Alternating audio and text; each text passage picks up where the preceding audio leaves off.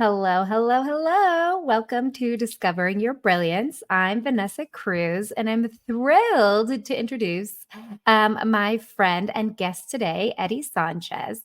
Eddie is a seasoned professional with a more remarkable career in sales and sales leadership.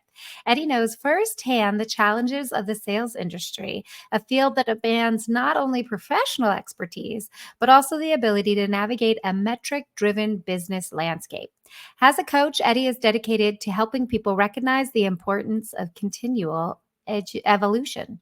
He firmly believes that in a constantly changing business environment, adaptability is key.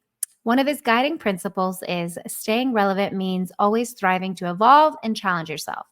Let's dive into Eddie's insights and experiences in the world of sales, coaching, and leadership. Welcome, Eddie. How are you doing, sir? Vanessa, I'm doing great. Great to see you. So good to see you. For those of you listening, I used to live in Austin and I met Eddie at an ICF Austin event years ago, and we have stayed friends over the years. And it's been really fun watching each other's coaching journey evolve. I always love bios, but I love hearing from the experts themselves. Tell me a little bit more about your experience and journey into coaching. Okay. And again, thank you for having me today. I'm really excited about this time that we have together. So, where does it start?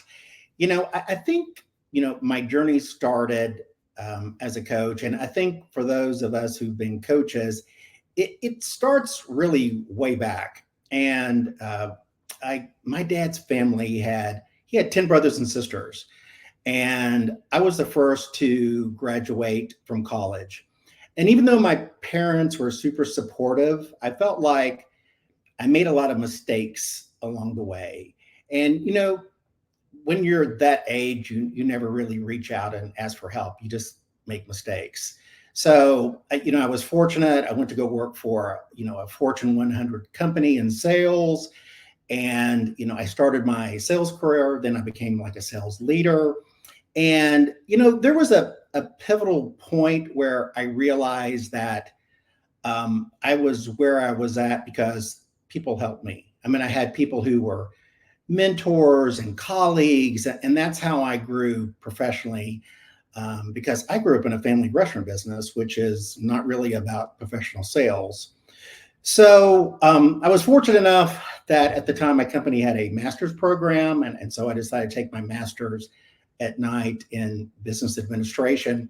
And the one thing that I really enjoyed was I enjoyed the adjunct professors because I realized the topics that they taught, they lived them. I mean, they did them day in and day out. And so the things that they taught were things that they knew and they had experience. And that just really touched me as a young professional at that point in time. And I found out that having a master's that I could become an adjunct. So um, being in sales and talking to one of my customers actually helped me get my first adjunct professor assignment right here in Austin. And so I actually got to teach the thing that I loved, which was sales and sales leadership. And I found the thing that I really enjoyed the most, besides the teaching, was really afterwards being able to connect with students and really just kind of, they would ask me like about sales or professional advice. And so I think kind of that was kind of maybe my first kind of hook to coaching. And, I kind of went through years and, you'll find that a lot of coaches we're business professionals, but we want to have something to do into retirement. So I thought I wanted to teach. And I was kind of going down that path. And then someone said, "Have you ever thought about professional coaching?" And I didn't know there was such a thing as a professional coach. I just knew coaches from work, or you very loosely know the term. So I started down this path. I started researching like what a ICF coach is and what they do and their requirements. And I get really excited because it fit into what I wanted to do. but there was a model, and there was a way, which I think is important in our industry. There's a way to be certified. I mean, you're a certified coach, and you've been trained, and that there is a certain way to ask questions. And I think what I've kind of found in the business world, that the term coach is very loosely used. Most often, I know you laugh. They're actually like a mentor, or a consultant, but that's not what coaching is about. So once I decided that's what I wanted to do, I took a course. I went to UC Davis, which I loved because I grew up in the Midwest. So go to a school in the West was exciting, kind of a new kind of self-discovery about learning, people who live in a different part of the country, and just, meeting different individuals. And so I kind of started probably about 2.5 years ago. I do work full time, but I had a short time period where I was without a job, and I really jumped into it. I mean, I set up my business, and I have active clients now, and I'm pushing forward. I love it. I love it. I think it's so funny. I've talked to so many coaches, and they always say that somebody else turned to them and said, "Have you ever thought about being a coach?" Like, I know. we're all like trying to figure it out, but it takes that one person being like, "Have you ever thought about that?" That we're like, "Oh, no, that's a thing." I do that today with individuals. I mean, I meet someone, and they just have something where I feel like they're inquisitive and they want to help people, and I'll mention it to them. Yeah. I think it's funny. I think it actually goes to the whole thing of coaching. Coaches sometimes see in you things that you can't see for yourself. And I talked about this last week with my guest, but my coach said to me, and it still sticks with me, he was like, "I just want you to see you as I see you, because then you would be limitless," right? But I think that's some of the gift in having that person in your life that can see and hold a bigger dream for you that maybe you can't see yet for yourself. Like, you have all the tools in your toolbox, but maybe they just haven't been organized in the right way to know, like, oh, this is the next best thing, or I can do that. I could do that. Right. And I know you're a business coach now, so you help people with that. But what tools and practices have you found most effective in helping people like uncover their thing and get to the next point, or reach the goals that they work on with you? So I found I was probably kind of diving into coaching without even realizing it. I had worked for one company, I'm going to really date myself, for 30 years. And then I got to a point where I said, I've done everything I wanted to do. I want to move on. I want to do something else. And so, I made a career move in my 50s. And so I found that the biggest obstacle I had was, Eddie, you've worked for this company so long. Why would you want to leave? And what do you have to offer us? And so I really had to like dig deep inside, and I had to really like hone in on what are the basic things that I offer. And I was a successful, seasoned sales professional, sales leader. And even though I might have not known the product that they offered, I brought all that to the table. And I know I've kind of used it. You kind of read in my bio about being relevant, but that's kind of what I tried to say. I said, despite being long term in one company, I'm still relevant. I still have a lot to offer. And so I've kind of found that is a sweet spot for me in working with clients. Like, I'll have people who've reached out and potentially been in a career for a long time and want to make a move. And it can be really scary to do that because you've gotten really comfortable, and you potentially may not think that you have the skills and abilities to move on, but you do. So as you were kind of talking about, you dig in deep, and you really kind of rest in on your core strengths and who you are, and you move on beyond that.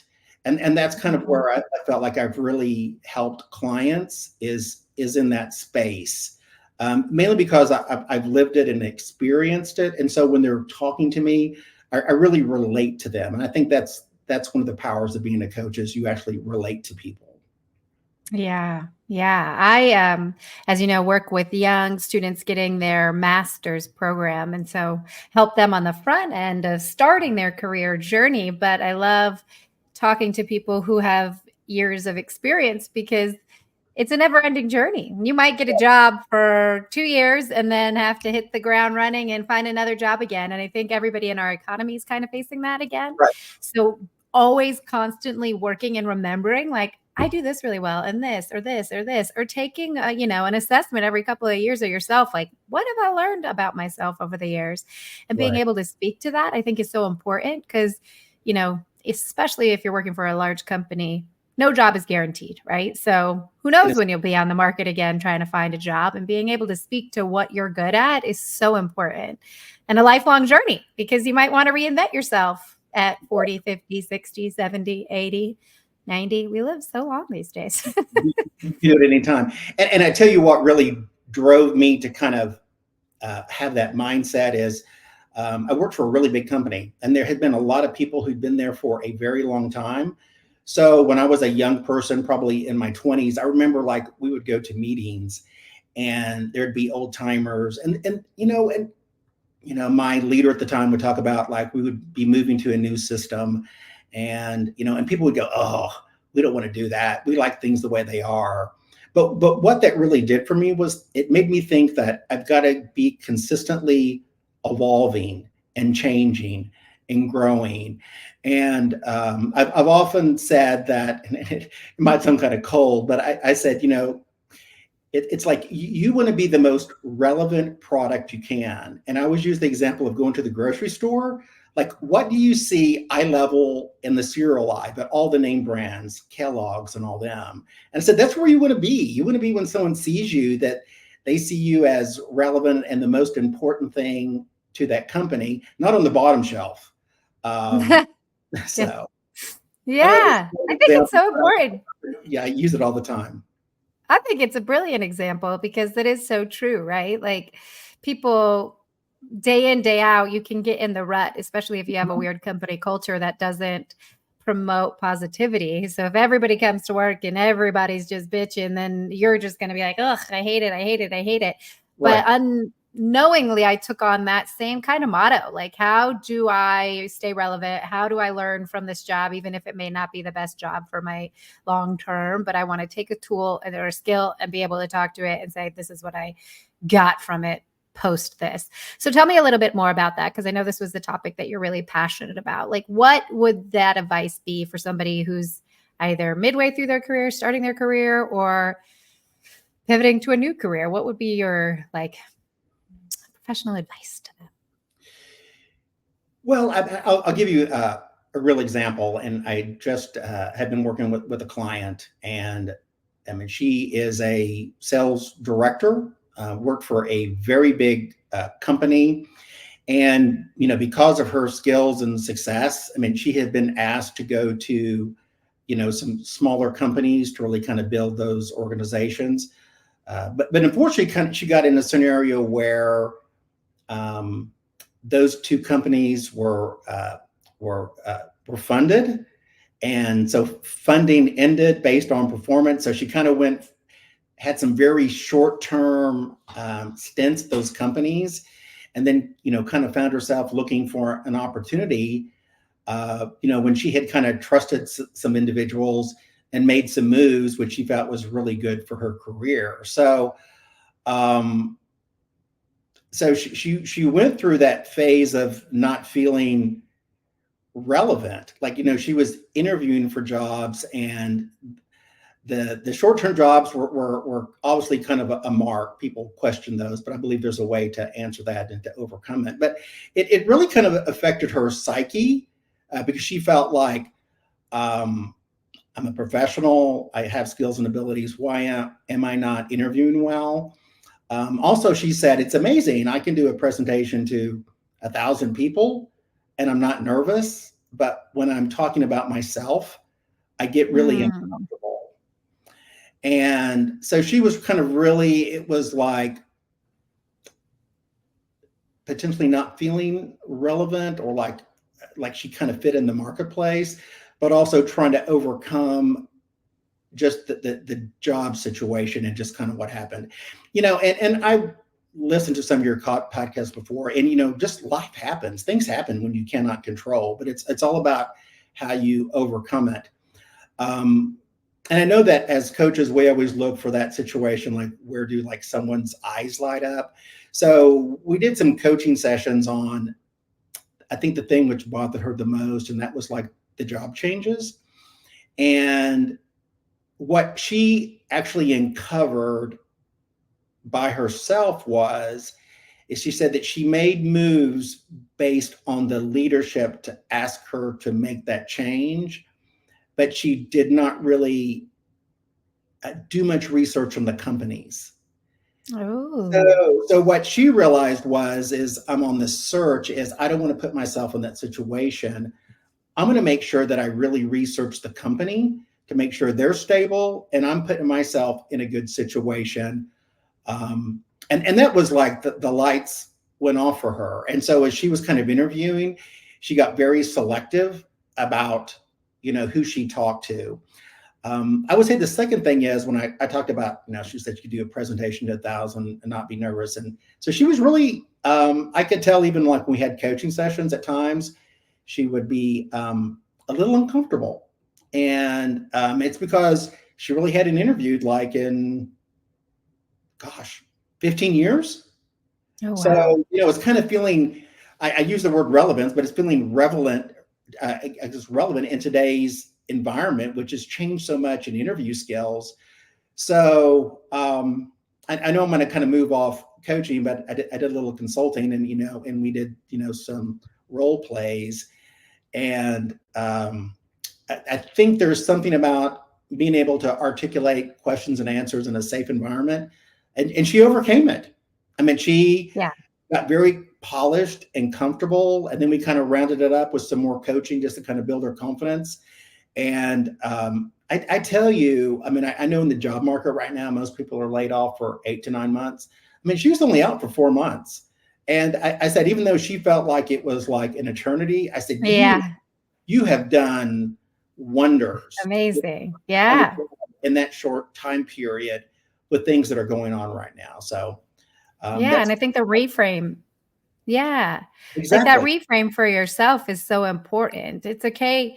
I think we get so in our heads about like, oh, we can't talk ourselves up. It's cocky or it's this or it's right. whatever. But there's a way to do it that's just genuine, sincere confidence. Like, hey, I've had 15 years of experience with doing X, Y, and Z, and I can back it up by proving to you I can do it if you give me the job, right? Like, there's a difference in the way that you say it, but being able to speak to your skills is so important. Sell yourself, right? Like to your point, like be able to It is. sell And I yourself. think, and I think it's getting, the one thing with coaching is you can get more comfortable in your own skin where you can say that, and it's not being uh, braggy, but it's just really Right.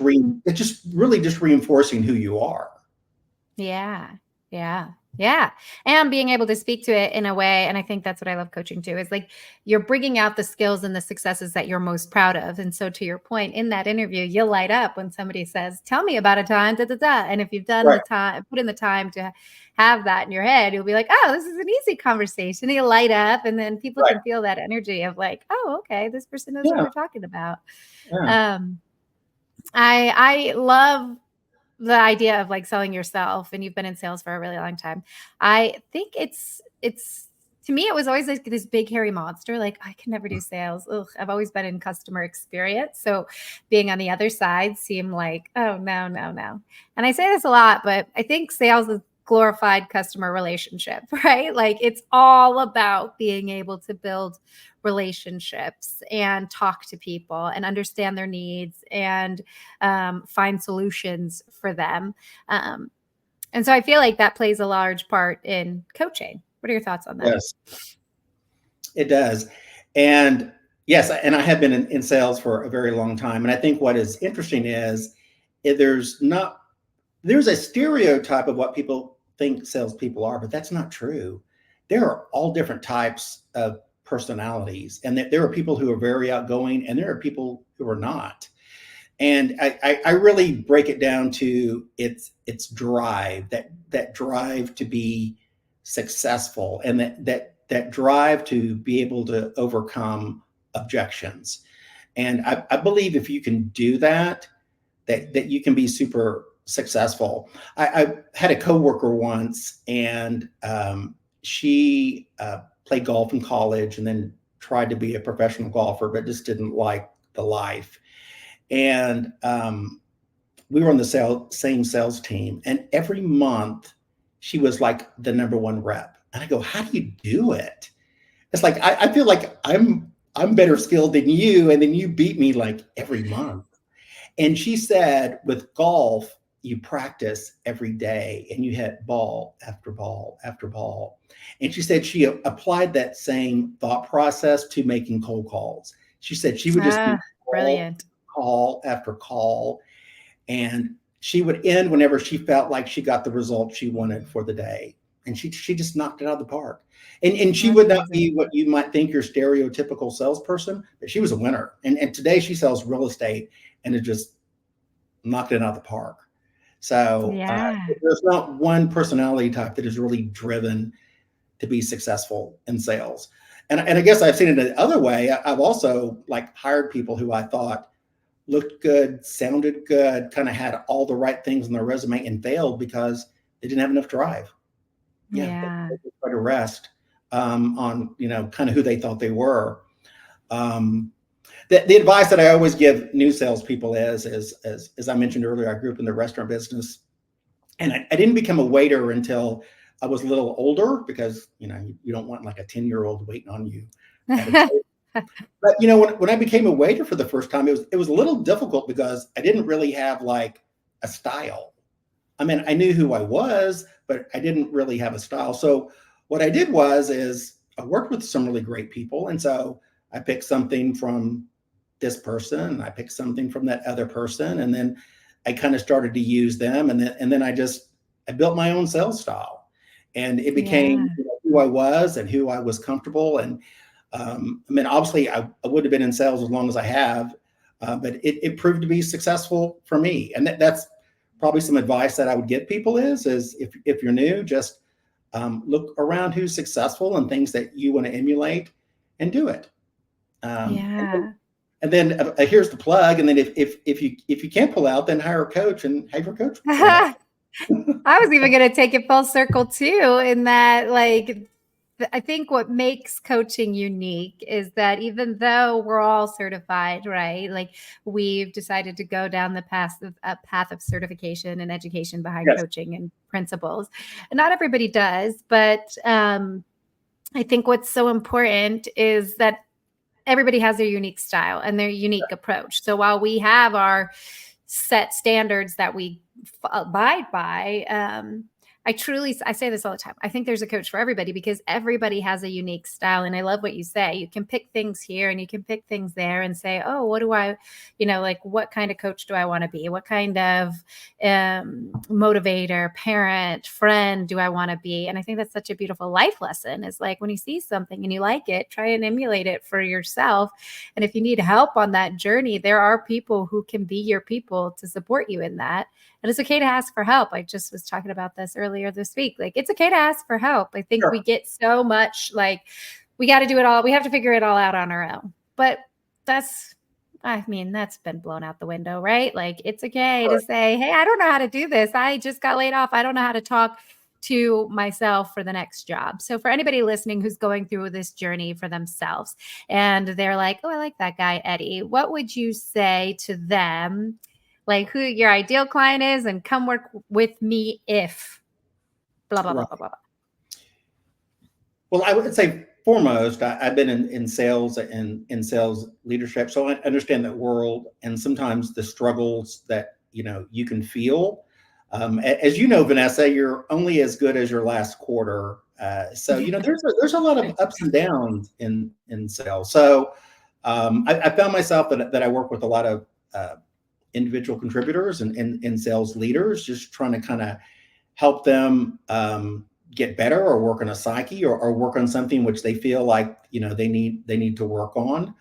Um, and then I would say the next area is really, I and I think just because I use the example of myself that I jumped careers very late in life, I've been able to really help people kind of make those moves, to kind of work on the internal thing, which may be blocking them in their head to make that next step forward and make them to feel relevant and to feel confident again.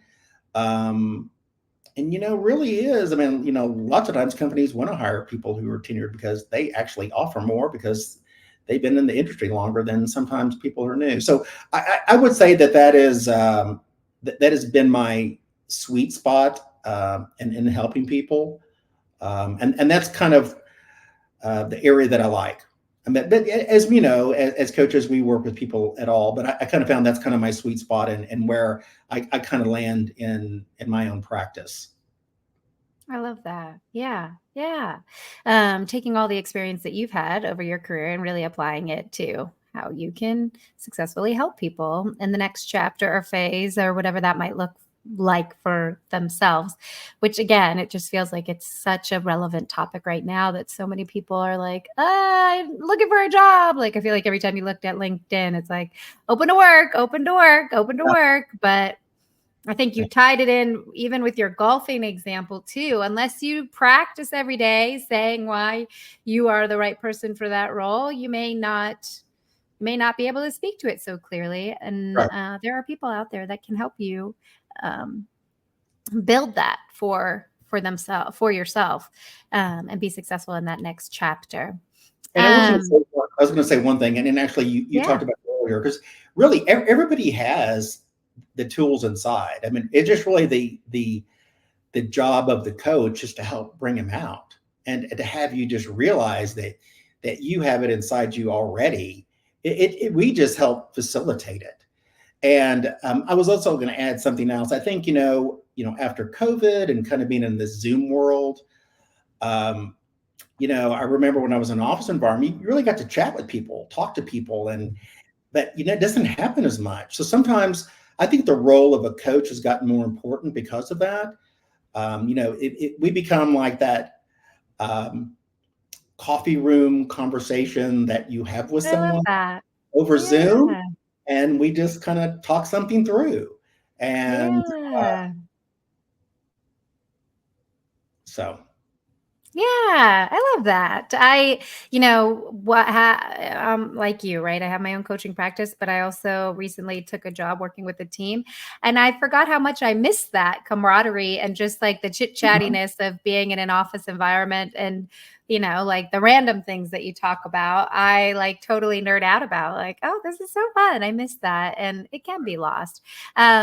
You made me think of something when you were talking though, is coaching is such a journey of self-discovery. And I think it's funny that we as coaches dive into this because for every coach that I know, they're endlessly okay with lifting up the rug and being like, okay, what else can I learn about myself? right. So in your coaching journey so far, what's the biggest surprise thing or biggest life learning you've had about yourself along this journey? The biggest thing that I've learned, and I think one of the most important traits of a coach, is just I've learned that I really can listen and I can really be present. And I think, in our corporate world, especially sitting in meetings, I think everybody kind of feels like they have to add something to the meeting. And I think you get so consumed that you have to add something that you don't listen. So I think that the thing that I've really uncovered about myself is that I really do have the ability to listen and be present. And and I think that is probably one of the most important things for a client is just really having someone who's really attentive. And I think that's kind of the biggest thing I've learned about myself is that I always don't have to say something, that I can just be present and listen. And actually, I've kind of found that that carries over to my personal life. That I can visit with a friend and I don't have to worry. I'm just listening. I'm just there. Um, Yeah. and I love that. And I think if um, it, I think as a coach, if you can empower that, even as an individual, it kind of changes your life because if you really listen to people, you really know what's going on. And but it's hard to Yeah. do in our noisy world at times. Yeah. I think that is so true. Like my husband says that to me sometimes because I'll be like, and then I said this, and he's like, he'll be like, did you have to contribute or was it a moment of just listening? And even I, to your point, have learned that about myself of like, stop talking, ask a question, and just listen more. And it's a skill you have to practice, and it's a fun skill because in every scenario, whether it's parenting, Right. relationships, friendships, like you can have that moment where you're like, I'm just blabbering and their eyes are glossing over. And maybe I just need to stop and Right. listen Right. because people just want to be heard too, like even my young kids, they just want to be heard. Like, do you hear me, mom? Well, and I think we all want to be heard, and I think that's the power of coaching. It's just an environment to be heard, and and it's safe, In a and safe space. Yeah. right, and kind of funny too. Just like being present. I have a good friend, and she is considering coaching, and I was just talking, some of the skills, and I said one of the biggest things is just really being present and just the power of eye contact. And so as we're chatting, she could tell like we were really making eye contact. And she goes, "Okay, stop." She goes, "You're being present enough." So, but it does work. Yeah. What's the little saying? The window, the eyes are the window to the soul. It is true. Yeah. Yeah, it really is. Aw, that's a great thing to end on. Any so people know the type of coach that you are and the people that you work with. So sales individuals, people going through transitions who need coaching just to speak to themselves and their skills and how they can up level for that next role that might be coming their way. What's the best way that people can reach you? I mean, you can go to my LinkedIn profile. I guess that's the quickest, and there's the contact, and you just send me a note. Awesome.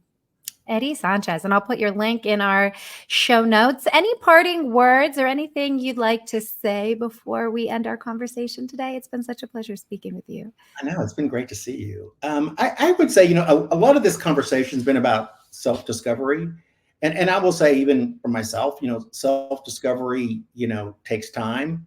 But also, I'll say, as a coach, you don't have to do it alone. We are as coaches are here to help and guide you, and being part of the Austin ICF chapter. There's so many great coaches. There's so many great people out there to help you. Even where you've moved, you've probably met so many great coaches. I mean, if you think you need some guidance or curious to talk to a coach, reach out. I mean, there's a coach for everyone. Um, Everybody.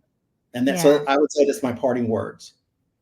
Oh, I love that. I feel like I say that all the time. So I love when my guests say it too. Like, it's not just me. There's so many. We're all so great. And there is somebody I for know. you.